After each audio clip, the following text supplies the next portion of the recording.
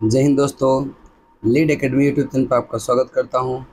आज हम लोग बिहार दरोगा का जो 2024-25 का वैकेंसी आने वाला है उसका आज जो दरोगा सीरीज ये जीके जीएस का दूसरा सीरीज होगा।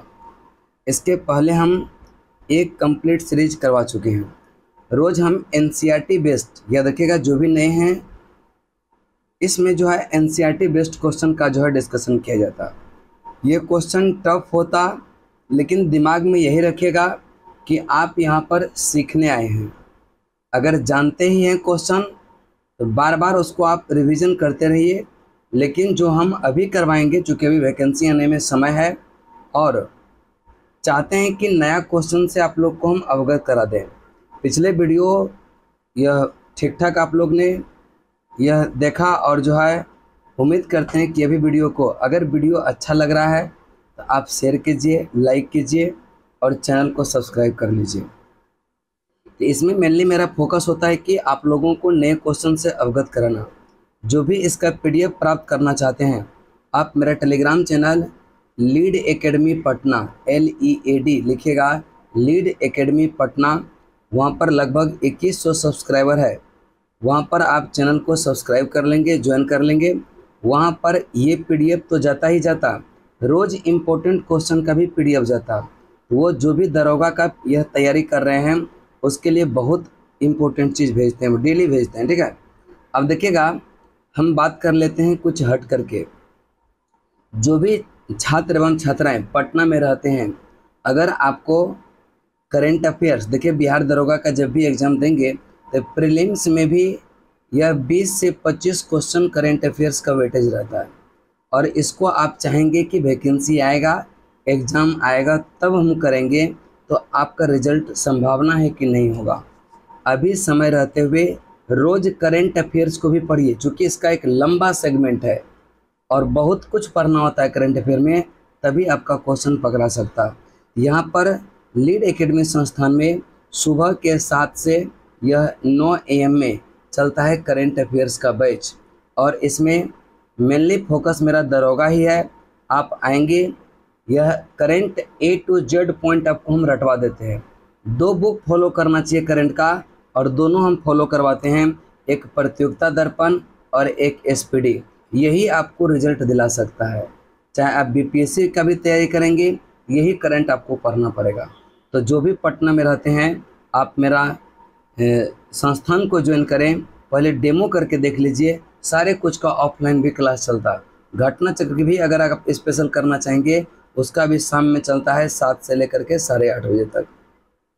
इसमें ज़बरदस्त तरीके से भी घटना चक्र का यह चल रहा है आपका प्रीवियस ईयर क्वेश्चन का डिस्कशन, और क्लास में ही सारा चीज़ याद हो जाएगा। चलिए ज़्यादा हम बकवास नहीं करेंगे, आते हैं मुद्दे की बात कर लेते हैं। देखिएगा पहला क्वेश्चन करें कि यह इंक्विजन क्या है। इंक्विजन क्या है, याद रखिएगा यह एक प्रकार का धर्म अदालत है जिसमें कि जो विधर्मी होता उसको जो है सज़ा देने का इसमें एक संस्था होता, और यह रोमन कैथोलिक संस्था है। यानी कि आपका right answer option number A हो जाएगा। अगला चलते हैं, छाप खाना। ठीक है, छापा खाना प्रगति का सबसे ताकतवर औजार है और इससे बन रही जनमत कि यह आंधी में जो है निरंकुशतावाद उड़ जाएगा, यह किसने कहा था। याद रखिएगा यह कथन जो कहा था लुई सेबेस्टियन मार्शियल ने कहा था, ऑप्शन नंबर C। आगे है कालानुक्रम का निर्धारण कीजिए। करें कि प्रेस निर्माण का जो धातु से होने लगा था, यह देखिएगा यह 18वीं सदी की बात करता।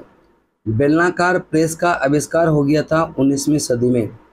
ऑफसेट प्रेस का निर्माण 19वीं सदी के अंत में, और बिजली से संचालित होने वाले जो प्रेस का निर्माण हुआ वह 20वीं सदी में। यह क्रम दिया हुआ गया ही है। इसका राइट आंसर होगा option number A। Option number A यानी कि सबसे पहले प्रेस का निर्माण धातु से होना 18वीं सदी में, बेलनाकार प्रेस का आविष्कार 19वीं सदी, ऑफसेट प्रेस का निर्माण 19वीं सदी के अंत तक, और बिजली से संचालित होने वाला जो प्रेस का निर्माण हुआ वह 20वीं सदी में हुआ। आगे है तुलसीदास की 16वीं सदी की किताब रामचरितमानस का प्रथम मुद्रित संस्करण किस वर्ष हुआ था।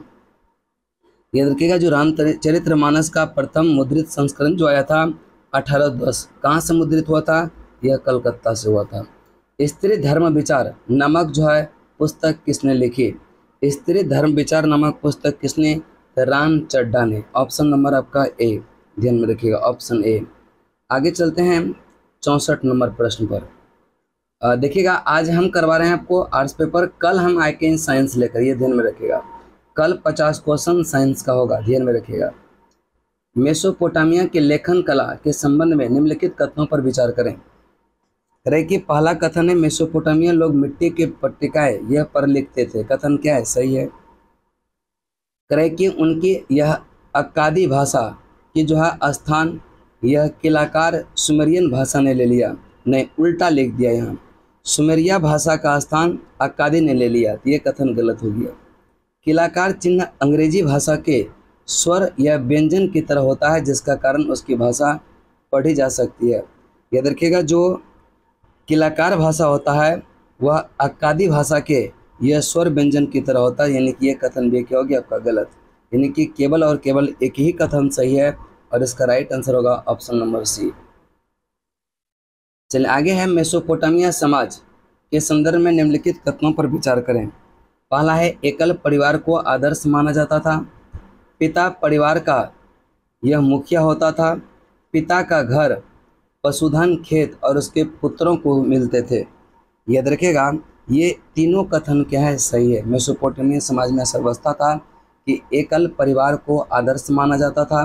पिता यह परिवार का मुखिया होता था। पिता का घर, पशुधन, खेत आदि उसके पुत्रों को मिलते थे।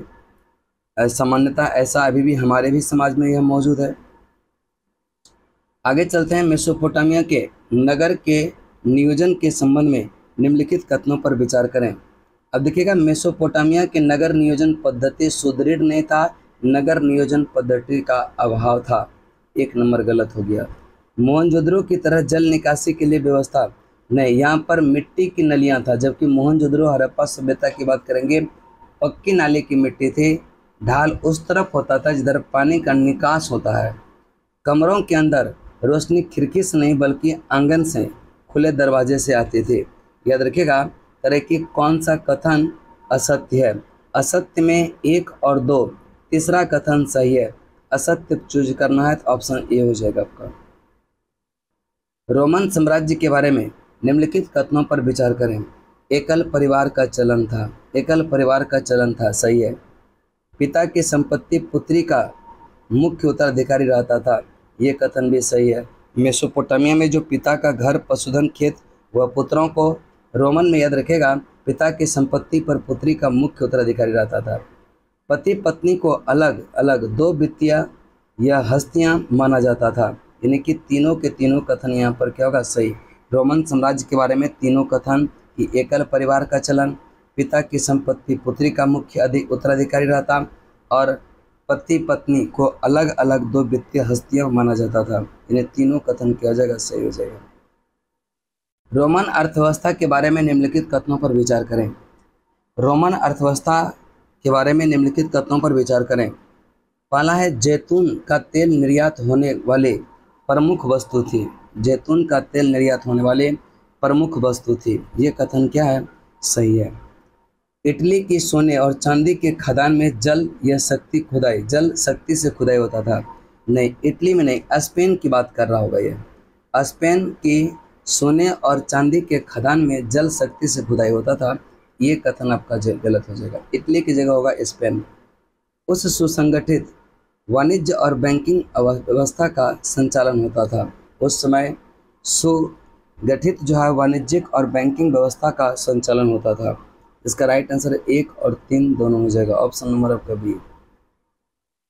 रोमन साम्राज्य में यह दास प्रथा और श्रमिक पर नियंत्रण के संबंध में असत्य कथन की पहचान करना है। रोमन की अर्थव्यवस्था में अधिकांश श्रम दासों द्वारा किया जाता था, कथन सही है। पहली शताब्दी के पश्चात दासों की स्थान पर भाड़े के मजदूरों को प्राथमिकता दिया जाता था, यह कथन भी सही है। रोमन साम्राज्य में श्रम प्रबंधन बहुत अधिक ध्यान नहीं दिया, लेकिन यही सही है, यानी कि जो है बहुत अधिक ध्यान दिया जाता था। यहाँ लिखा है नहीं दिया जाता था, नहीं, यही गलत है। प्रथम शताब्दी में यह ग्रामीण, यह जो ऋण रास्ता रोमन साम्राज्य में व्याप्त था। यानी ये कथन भी सही है। करेक्ट असत्य कथन सी हो जाएगा कि श्रम प्रबंधन पर बहुत अधिक ध्यान नहीं दिया गया था। अगला क्वेश्चन चलते हैं, क्वेश्चन नंबर का 70। मंगोलों से संबंधित यास क्या है? यह देखिएगा करें कि मंगोलों से संबंधित जो यास शब्द है वह क्या है। तो इसका राइट आंसर होगा मंगोल जाति की परंपरागत प्रथा का संकलन, इसको कहते थे यास। यास मंगोल जनजाति की परंपरागत प्रथाओं का संकलन को ही क्या कहते हैं, यास। आगे है अमेरिकी गृह युद्ध के बाद भारत का जो है यह क्या परिणाम, भारत पर क्या परिणाम हुआ। तो हम बात करें कि अमेरिकी गृह युद्ध जो हुआ भारत पर क्या प्रभाव पड़ा। भारतीय बुनकर के सामने कच्चे माल की समस्या उत्पन्न हो गई और ब्रिटिश की निर्भरता भारतीय कृषि पर बढ़ गया था। 1 और 2 दोनों कथन यहाँ पर क्या हो जाएगा, सही हो जाएगा। अगला प्रश्न चलते हैं, करें कि यह गिरमिटिया मजदूर को जो है सबसे ज़्यादा कहाँ भेजा जाता था। गिरमिटिया मजदूरों को सबसे ज़्यादा कैरेबियाई देश फिजी, गुयाना, वेस्ट इंडीज इधर भेजा जाता था, यानी कि आपका right answer option number B. आगे है 18वीं सदी के अंत के दशकों में ब्रिटेन की अर्थव्यवस्था के संदर्भ में निम्नलिखित कथनों पर विचार करें। पहला है, इस समय ब्रिटेन में आबादी तेजी से बढ़ने पर भोजन की मांग तीव्रता से यह बढ़ी। उद्योग विकास के कृषि उत्पादों की मांग भी बढ़ा दिया गया, यानी कि 1 और 2 कथन तो क्या आपका सही है। तीसरा है, ब्रिटिश सरकार बड़े भूस्वामियों के दबाव में मक्का के आयात पर पाबंदी मार्शल लॉ के तहत लगाया। मार्शल लॉ नहीं था, या कॉर्न लॉ था। कौन सा? कॉर्न लॉ था, ध्यान में रखिएगा। प्रतिबंध लगाया था लेकिन मार्शल लॉ के तहत नहीं, कॉर्न लॉ था। 1, 2 सही है, तीसरा गलत है। सत्य कथन की पहचान करने का रहा 1 और 2, ऑप्शन नंबर ए। इसके बाद है आपका 74 नंबर, औद्योगिकरण के युग के संबंध में निम्नलिखित कथनों पर विचार करें। यह देखिएगा कौन सा कथन सही है। ये पूछ रहा है सत्य कथन की। इंग्लैंड और यूरोप में फैक्ट्रियां की स्थापना के बाद अंतर्राष्ट्रीय बाजार के लिए बड़े पैमाने पर औद्योगिक उत्पादन होने लगा था। नहीं, ये बाद की बात है, पूरे दुनिया के लिए नहीं था, वहाँ पर ज़्यादा पैदा हुआ था। इंग्लैंड और यूरोप फैक्ट्रियों की स्थापना के बाद के चरण को बहुत सारे इतिहासकारों आदि औद्योगिकीकरण का नाम दिया। नहीं, ये कथन भी क्या है, गलत। दोनों में से कोई कथन यहाँ पर सही नहीं है। औद्योगिकीकरण के युग में यूरोप में गिल्ड था। गिल्ड क्या था? याद रखिएगा, उत्पादकों का एक संगठन को गिल्ड कहते थे। औद्योगिकीकरण के युग में गिल्ड जो होता है उत्पादकों का संगठन था। अगला प्रश्न चलते हैं 76। निम्न कथनों पर विचार कीजिए। सूती उद्योग और रेल निर्माण उद्योग ब्रिटेन के सबसे फलते फूलते उद्योग थे, जो 1840 के दशक की बात करता नहीं। ये कथन आपका क्या हो जाएगा, गलत। ब्रिटेन का जो है कपास उद्योग 1840 के दशक तक औद्योगिकीकरण के पहले चरण में सबसे बड़ा उद्योग बन चुका था। ये कथन आपका सही है, केवल आपका 2 सही है। आगे है 19वीं सदी के मध्य में यूरोप के संदर्भ में निम्नलिखित कथनों पर विचार करें। करें कि इस समय लगभग 10% शहरी आबादी निहात गरीब था। करें कि जो 19वीं सदी के मध्य यूरोप की बात करेंगे, करें कि इस समय लगभग 10% शहरी आबादी निहायत गरीब थी। 1830 के दशक में आई आर्थिक मंदी जैसे दौरों में बेरोजगारों की संख्या विभिन्न क्षेत्रों में यह 10 से 20% तक पहुंच गया था। नहीं, ये जो है 10 से 20 ने 35 से 75% पहुंच गया था, काफ़ी तादाद में हो गया था। ये कथन गलत हो गया। इसके बाद तीसरा कथन है, बेरोजगारी का मुख्य कारण उन उद्योग में स्पिनिंग जेनी मशीन का इस्तेमाल किया जाना। हाँ, ये कथन सही है। जब मशीन से सामानों को उत्पाद होने लगेगा तो लोगों की संख्या, जो बेरोजगारी होगा वह दर बढ़ जाएगा। राइट आंसर 1 और 3, चूँकि हम पूछ रहे हैं सत्य कथन की पहचान करें, 1 और 3 आपका क्या होगा, राइट आंसर होगा। इसका राइट आंसर होगा ऑप्शन नंबर सी। आगे चलते हैं आपका 78। करें कि उपनिवेशिक औद्योगिकरण के संदर्भ में भारतीय व्यापार के संदर्भ में निम्नलिखित कथनों पर विचार करें। भारत के पश्चिमी तट पर स्थित सूरत बंदरगाह से भारत खाड़ी एवं लाल सागर के बंदरगाहों से जुड़ा हुआ, जहां से भारत द्वारा निर्यात पश्चिमोत्तर क्षेत्रों में होता था। बिल्कुल कथन क्या है, सही है। सूरत बंदरगाह उस समय का बहुत इंपॉर्टेंट बंदरगाह था। आयात निर्यात वहां से ज़्यादा होता था। कहाँ से? सूरत से। भारत के पूर्वी तट पर मछलीपट्टनम और बंगाल में हुगली माध्यम से दक्षिण पूर्व एशियाई बंदरगाहों से जुड़ा हुआ था। बिल्कुल सही है, दोनों के दोनों कथन सही है। और पूछ रहा है सत्य कथन की पहचान करें। ये राइट आंसर 1 और 2 हो जाएगा। पूर्ण स्वराज्य की मांग कांग्रेस ने औपचारिक रूप से किस अधिवेशन में मान लिया? याद रखिएगा, जो 1929 का लाहौर अधिवेशन हुआ था उसमें। हाँ, एक चीज़ और, जो हम क्वेश्चन पूछते हैं आप लोग उसका जवाब नहीं देते हैं, उसका कमेंट में लिखा कीजिए क्वेश्चन। उससे क्या होगा कि वो और आपके दिमाग में सेट हो जाएगा। आप बताएंगे लाहौर अधिवेशन कब हुआ था जिसमें पूर्ण स्वराज की मांग था, और उसके अधिवेशन की अध्यक्षता किसने किया? लिखिएगा जरूर कमेंट में। ब्रेडन वुड्स समझौता किस वर्ष हुआ था? यह 1944 में हुआ था। Option A. करें कि वैश्विक अच्छे लिंग समानता और समानता के लिए गठबंधन के संदर्भ में निम्नलिखित कथनों पर विचार करें। तो पहला है, इसे भारत में लॉन्च किया गया। गठबंधन वैश्विक सर्वोत्तम प्रथा को अपनाने, ज्ञान साझा करने और महिलाओं के स्वास्थ्य, शिक्षा और उद्यम में निवेश करने पर जोर देता। विश्व आर्थिक मंच गठबंधन का नेटवर्क भागीदार है। 1, 2, 3 तीनों कथन सही है। आपका राइट आंसर होगा ऑप्शन नंबर डी। अगला है, मत्स्य पालन समिति निम्नलिखित में से किस अंतर्राष्ट्रीय संगठन की सहायता संस्था के रूप में कार्य करती है? जो मत्स्य पालन समिति है, किस अंतर्राष्ट्रीय संगठन की सहायता संस्था के रूप में काम करती है? तो इसका राइट आंसर होगा FAO, खाद्य एवं कृषि संगठन। Option number B.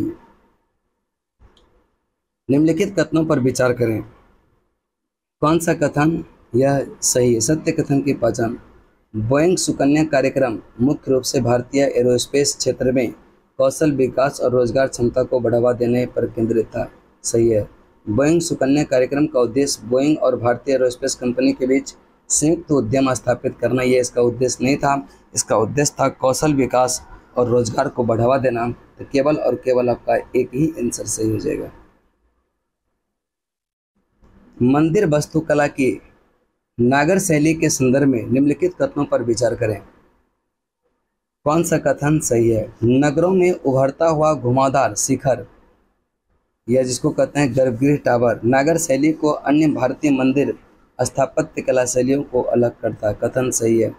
1 नंबर कथन आपका बिल्कुल क्या है? सही है। इसके बाद दूसरा कथन को देखेंगे कि नागर यह मंदिर आमतौर पर बड़े पैमाने पर भित्ति चित्र और पेंटिंग पाए जाते हैं। नहीं, यह भित्ति चित्र के लिए नहीं, मूर्ति कला के लिए, मूर्ति कला अलंकरण के लिए प्रसिद्ध था। चालुक्य वंश के शासन के दौरान वास्तुकला की नागर शैली अपने यह चरम पर पहुंच गए थे। नहीं, यह चालुक्य में नहीं, गुप्त वंश में। नागर शैली गर्भगृह हमेशा ऊंचे शिखर के नीचे स्थित होता था। 1 और 4 ही मात्र सही है, बाकी ये दोनों क्या है? गलत है। तो देखेंगे 1 और 4 जिस ऑप्शन में होगा वही आपका आंसर होगा। ऑप्शन नंबर डी हो। करेकी चंद्रका दमपारा वन्यजीव अभ्यारण्य के संदर्भ में निम्नलिखित में से कौन सा कथन सही है? याद रखिएगा, यह चंद्रका दमपारा वन्यजीव अभ्यारण्य ये भी पड़ता है उड़ीसा में ही। यह पूर्वी घाट के उत्तर पूर्वी छोर पर स्थित है। कथन सही है। यह अभ्यारण्य ओलिव रिडले कछुए की, याद रखिएगा, कछुए की रक्षा के लिए प्रसिद्ध है। ये कथन गलत है। ओलिव रिडले कछुआ के लिए रक्षा के लिए प्रसिद्ध नहीं है। मूसी नदी अभ्यारण्य से होकर गुजरता नहीं, ये कथन भी गलत है। डोंगरिया कौन जनजाति समुदाय चंद्रका, यह दमपारा वन्यजीव अभ्यारण्य से गुजरता है, ये कथन सही है। यानी कि 1 और 4 इसमें भी सही है, जो कि ऑप्शन नंबर डी हो जाएगा। निम्नलिखित में से कौन सी स्थापत्य शैली मुख्य रूप से केरल के, याद रखिएगा, गुरुवायूर मंदिर में देखी गई? तो गुरुवायूर मंदिर में देखा गया द्रविड़। कौन सा स्थापत्य कला? द्रविड़। अगला क्वेश्चन चलते हैं। करें कि भूमि प्रबंधन के संदर्भ में व्यापक रुचि, यह सूचित निर्णय लेने के लिए कौन सा प्रणाली सबसे प्रभावी मानी जाती है? इसका राइट आंसर होगा भौगोलिक सूचना प्रणाली।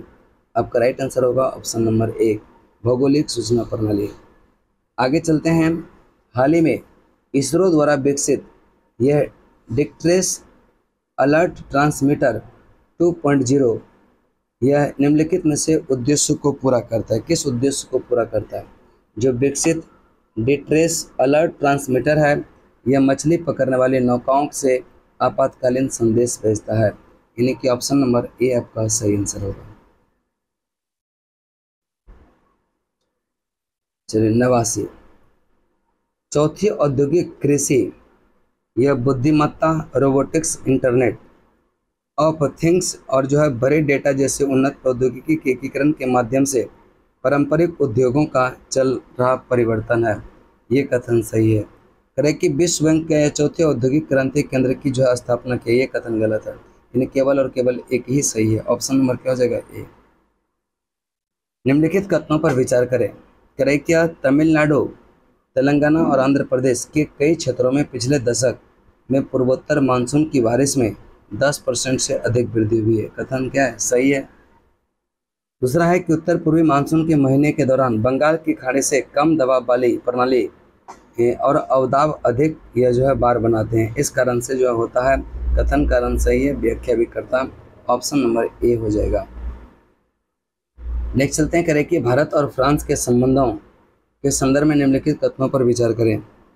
करें कि मालाबार भारतीय नौसेना और फ्रांसीसी नौसेना के बीच एक द्विपक्षीय यह अभ्यास नहीं, ये कथन गलत है। मालाबार नहीं। करें कि यह वैश्विक स्तर पर सौर ऊर्जा यह विकास और तैनाती को बढ़ावा देने के लिए 2015 में भारत और फ्रांस द्वारा संयुक्त रूप से अंतर्राष्ट्रीय सौर गठबंधन यह शुरू किया।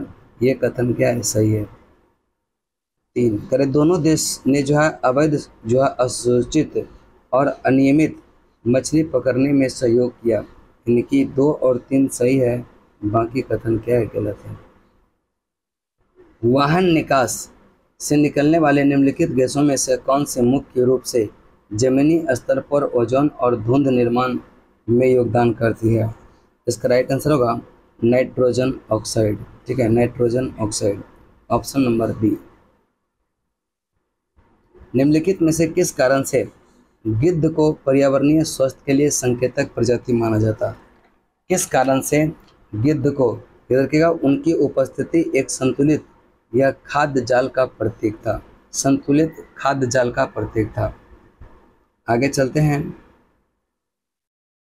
इस क्वेश्चन का आंसर हम नहीं बताएंगे, आप लोग कमेंट करके बताएंगे कि किस नदी के बारे में कहा जा रहा है। चलिए आगे चलते हैं। करें कि यह संसद सदस्य जो है स्थानीय क्षेत्र विकास योजना के संदर्भ में निम्नलिखित कथनों पर विचार करें। करें कि एम प्लेड योजना के तहत धनराशि का उपयोग केवल सरकार द्वारा सूचीबद्ध विशिष्ट परियोजनाओं के लिए नहीं, सार्वजनिक के लिए किया जाता है। ये कथन गलत है। ई साक्षी मोबाइल ऐप का लक्ष्य पूरे यह एमपी प्लेड यह फंड आवंटन चक्र को पकड़ना और योजना की निगरानी में ये जो है अधिक सुविधा पहुंच प्रदान करता। ये साक्षी है। इसका राइट आंसर होगा ऑप्शन नंबर बी। केवल और केवल 2 ही सही है। आगे चलते हैं। करें कि भारतीय प्रतिस्पर्धा आयोग के संदर्भ में निम्नलिखित कथनों पर विचार करें। सीसीआई का प्राथमिक उद्देश्य भारतीय बाजारों में प्रतिस्पर्धा को बढ़ावा देना और उसे कायम रखना। कथन सही है, इसका यह उद्देश्य है।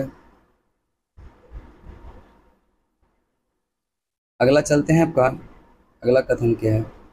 सीसीआई में जो है विभिन्न यह उद्योग निकायों के प्रतिनिधि शामिल है। यह कथन गलत है। इसके पास जो है जांच करने और बाजार में हेरफेर के सबूत इकट्ठा करने का अधिकार होता है। बिल्कुल सही है। 1 और 3 सही है। Option number C. आगे चलते हैं। निम्नलिखित में से कौन सा अंतर्राष्ट्रीय संगठन मुख्य रूप से ग्लोबल साउथ में विकास से संबंधित मुद्दों को संबोधित करने पर केंद्रित है?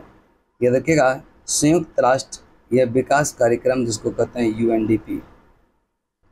चलिए आप लोग बता देंगे कमेंट में कि यह यूएनडीपी का मुख्यालय कहाँ पर है।